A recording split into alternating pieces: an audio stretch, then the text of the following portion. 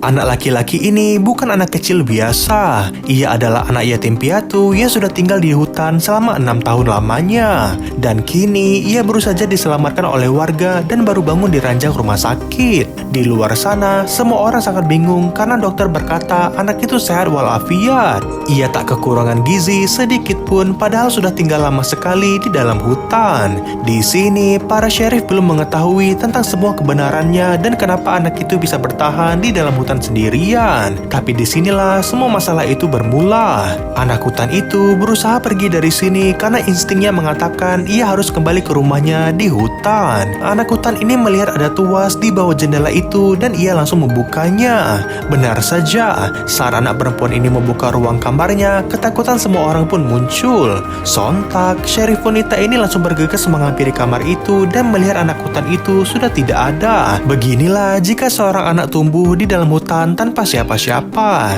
Ia sangat kebingungan dan berdiri di tengah jalan karena tak pernah melihat mobil berlalu lalang seperti ini. Ia terus berlari mencari arah jalan pulang yang entah kemana. Hingga akhirnya anak itu pun dihadang oleh seorang polisi di depan sana dengan sebuah mobil. Polisi itu segera meminta bantuan tapi tiba-tiba ia tak melihat anak hutan itu lagi. Ternyata terlihatlah anak hutan itu sedang bergelantungan di belakang bis sekolah yang sedang melaju kencang. Anak gemuk ini pun mengejeknya, namun anak hutan itu menganggap mereka sedang memeragakan seekor anjing. Tak hanya itu, anak hutan itu pun berusaha memanjat ke atas bus sekolah ini. Anak hutan itu terus mencari kemana arah hutan tempat ia pulang. Akhirnya, polisi tadi pun sudah mengikutinya dari belakang dan anak itu harus turun dari bus sekolah ini. Ia melompat dari mobil ke mobil seperti seorang Tarzan. Tapi tampaknya alam tak berpihak kepadanya dan ia dihadapkan dengan jalan buntu. Di titik ini, anak hutan itu sudah terjebak dan syarif wanita itu berusaha membujuknya untuk tenang. Tapi tetap saja,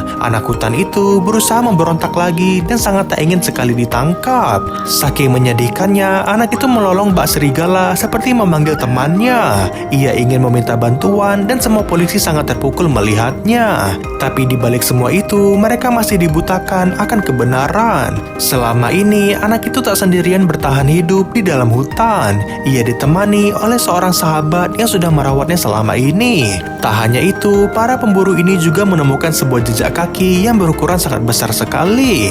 Pertanyaannya, bagaimanakah nasib anak hutan dan naga ini kelak?